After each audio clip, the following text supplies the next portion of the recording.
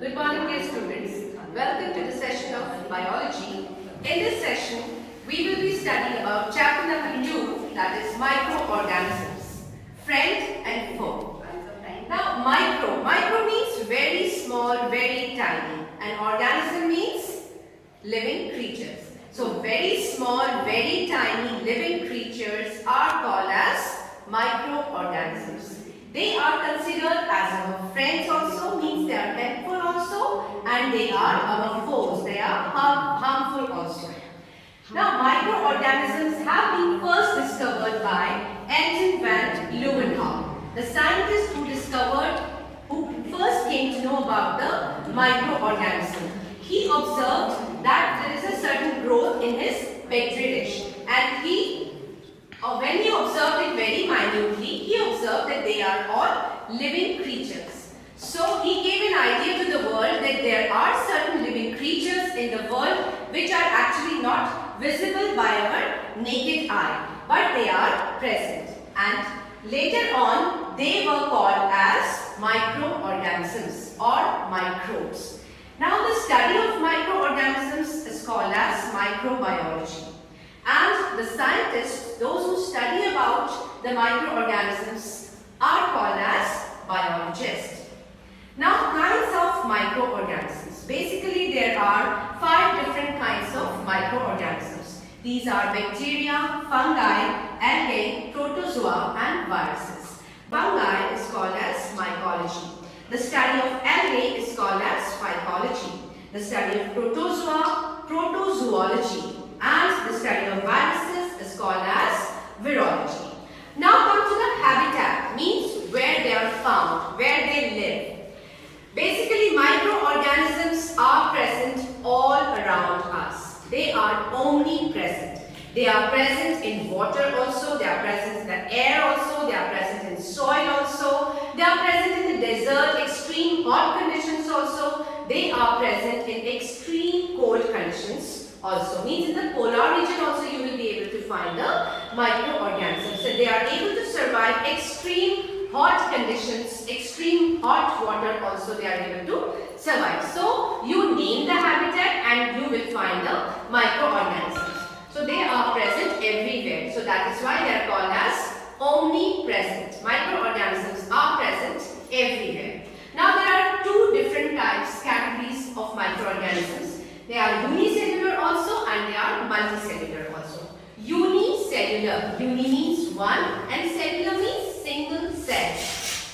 Multicellular, that means many cells, having many cells.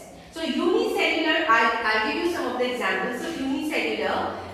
In algae, it is Chlamydomonas. It is a unicellular algae. And fungi, yeast. It is a unicellular microorganism. The multicellular ones, in algae it is ball moths and Spirogyra. In fungi it is bread mold. Now bread mold is a very common type of microorganism. You also can grow a bread mold at home. Just take a bread and put on some water, sprinkle over some water on it and keep it aside for a few days. In these hot and humid conditions you can keep it aside for 2 to 3 days. Now after 2 to 3 days you can observe a brownish blackish growth on the bread. A layer of brown colored or black colored on the bread. And when you observe it closely, it is like a cotton thread like structures. And it is called as bread mold. So it is a fungus which is called as a bread mold. Now let's discuss about the uses of microorganisms. Microorganisms, the uses of microorganisms include formation of curd. Here all these microorganisms are helpful for us. In the formation of curd, bacteria is importantly playing a role. The bacteria Lactobacillus. It helps in setting the curd. It converts the lactose of milk into lactic acid. So bacteria is helping the formation of curd. Here microorganism is useful. Now comes the increasing in soil fertility. There are certain bacteria and algae which increases the soil fertility. The soil is for the plants to grow, they require a lot amount of nitrogen. And these nitrogen, although it is present in our atmosphere 78%, but they are not absorbed by the plant. First, this nitrogen have to be converted into their simpler compounds. Then only the nitrogen will be absorbed by the plants. So, what is the role of bacteria and algae over here? Bacteria are converting this atmospheric nitrogen into the nitrogen, simple nitrogen which is present in the soil, and it can be easily absorbed by the roots of the plant. So, by this way it is increasing the soil fertility, and this process is called as nitrogen fixation. Now come to the production of alcohol. Now, microorganisms also play an important role in the industries producing alcohol, wine and vinegar. Now, in the production of alcohol, the microorganism yeast, it is a fungus which is playing an important role. Now, in this, the sugar, the fruits have many types of sugar in it. The sugar of the fruits, by the action of yeast, is converted into alcohol. So that is how it helps in the conversion of fruit sugar into alcohol, and this process is called as fermentation. What is it called? Fermentation. Now come to the production of antibiotics. Antibiotics, as we all know, when we get ill, we go to the doctor and he used to prescribe us certain medicines. And these medicines are called as antibiotics. Some medicines are called as antibiotics. They are derived from some fungus and bacteria, which helps in killing or inactivating certain type of microorganisms that attacks us and causes the disease or fever in us. For example, common antibiotics example is penicillin, streptomycin, azithromycin. The first antibiotic which has been made or derived, it is penicillin. Penicillin is the first antibiotic which is being made by Alexander Fleming, and it is made by a fungus called as Penicillium. So he derived the penicillin from fungus Penicillium, which helps in curing many diseases. Now come to the production of vaccines. Now vaccines are a very interesting thing about vaccine is that they are inactive and very small portions of microorganisms only. They are inactive and small portions of microorganisms which when injected into the body, it helps in the production of those antibiotics which prevent the diseases like chickenpox, measles, smallpox. These are the diseases which can be prevented by the help of a vaccine. Now, vaccines are the first vaccine which is produced is by Edward Jenner. It is the vaccine of chickenpox or smallpox. This vaccine actually helps in the production of antibodies in our body, and these antibodies, when the virus enters in our body, these antibodies identify that virus and starts killing that virus. So, thus the vaccine, with the help of vaccine, various types of diseases can be prevented. So, this is the uses, these are all the uses of microorganisms. I hope you all have understood the things today that we have taken, like the habitat of microorganism, the different types of microorganism, and the different uses of microorganisms. Harmful microorganisms. Now, harmful microorganisms are those microorganisms which causes harm to us, which causes diseases in animals, in plants, and in human beings also. Now, in the ancient times, when the person used to fall sick or ill, they used to think that it is due to some bad air. It is a myth or a taboo at that time because they were not aware of all these things which we are aware of right now. But then Louis Pasteur, a scientist who came up with the germ theory, he introduced to everyone that there are certain germs present in the atmosphere or anywhere which is causing the diseases in humans. So, the diseases in humans, there are various microorganisms which causes various types of diseases in humans.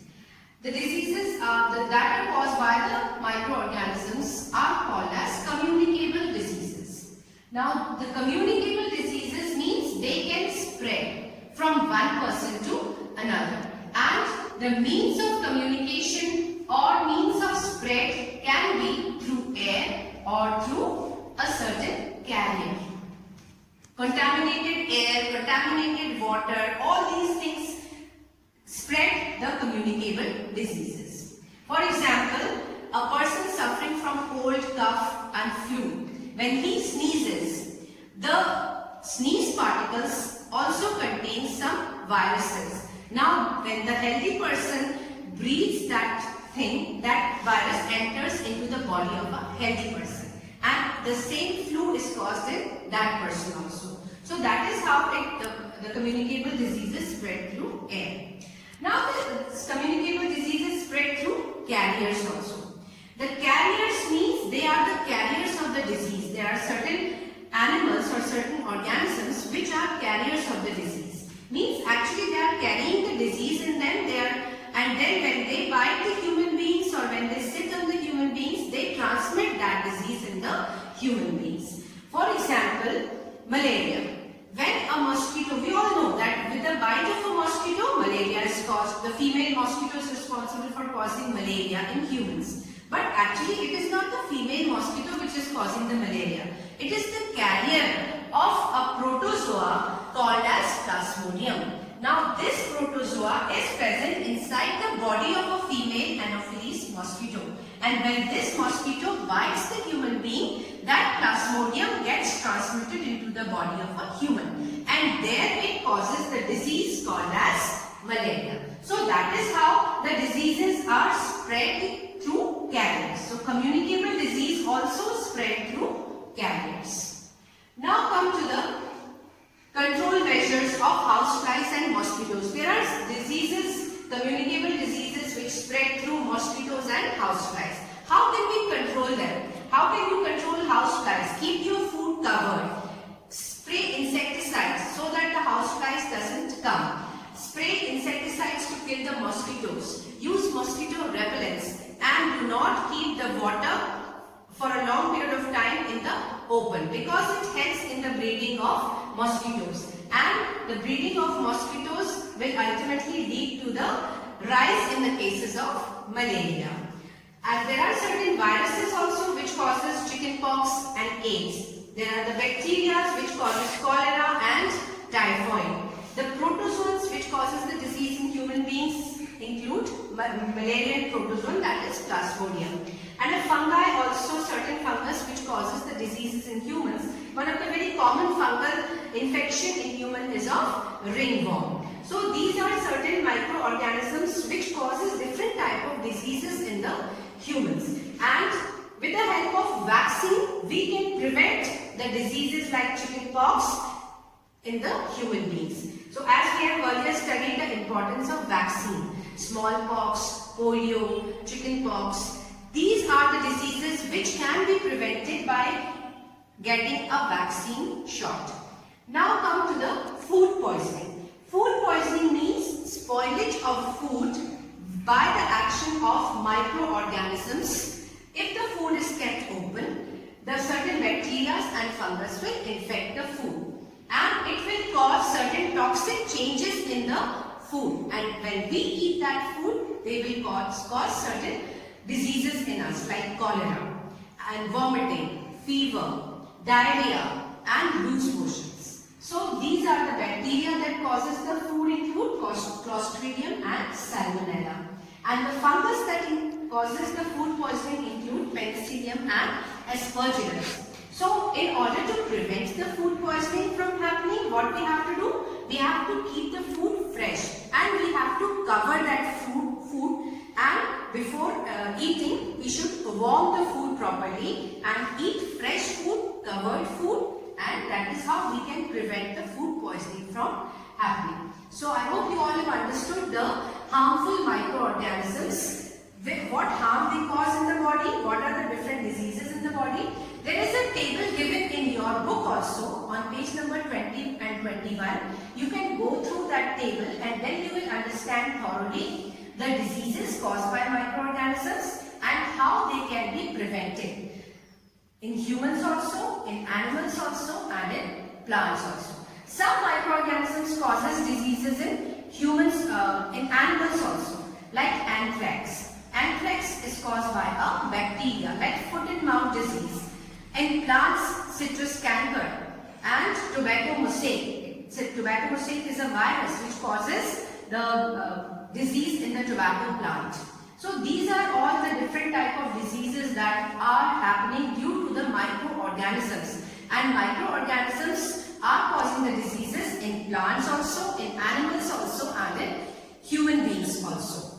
So all these things proves that microorganisms are foes also, are harmful also. They also causes us harm, and at times they are friend also.